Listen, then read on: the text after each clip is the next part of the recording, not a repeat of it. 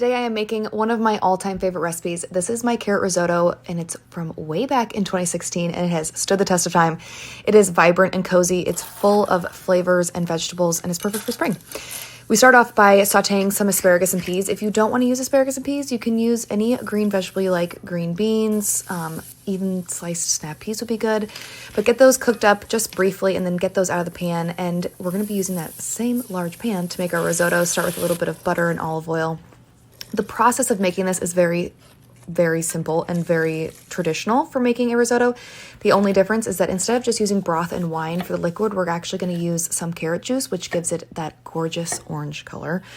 And then while that risotto cooks, I like to slice up or julienne up a green apple, and I use this as a garnish on top of the risotto. It just adds a really nice tart sweetness.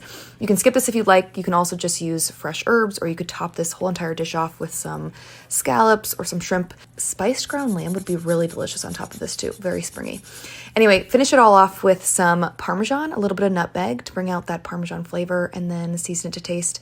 This is a delicious one. I think you guys are really going to love it. It is perfect for spring, and let me know if you make it.